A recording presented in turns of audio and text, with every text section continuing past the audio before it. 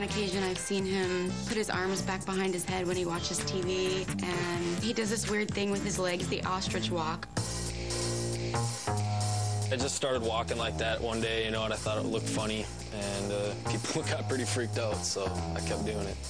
Doctors say Jeff's flexibility is due to extra elasticity in the tendons and joints of his body.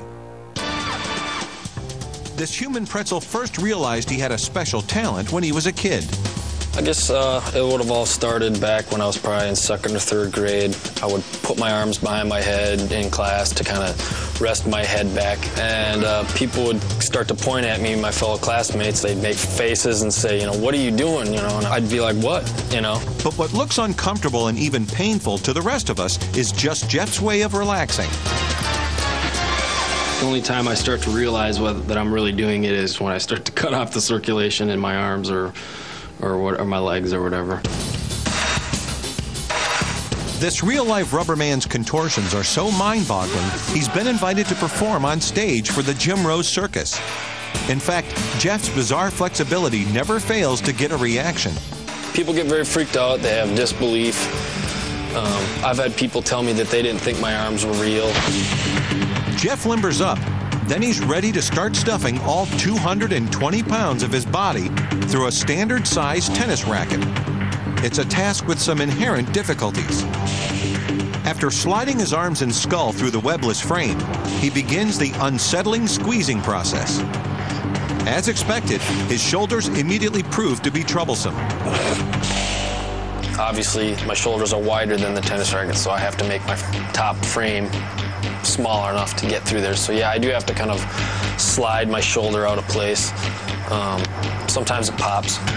I like to just watch the reaction on people's face to see what they do. They look surprised or grossed out maybe sometimes. The racket gets jammed as he tries to get his second arm through.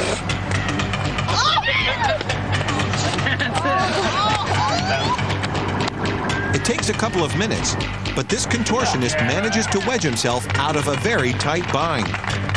After that, it's not so bad until I get it down to my waist, which there's some obvious parts that are very sensitive down there that I need to deal with. After some very delicate maneuvering, this Florida carpet layer amazingly slithers all the way through the racket. And while many disbelievers are convinced Jeff's act is a big racket, Jeff swears it's all real. I've had so many people tell me they think I've got a rubber tennis racket, or they just don't believe it. They think my arms aren't real, they think it's an illusion, but it's not, it's real.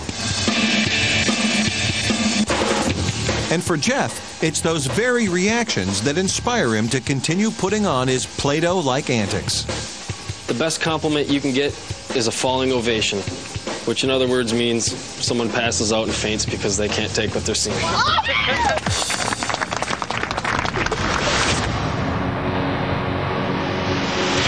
Next, Megan Evans will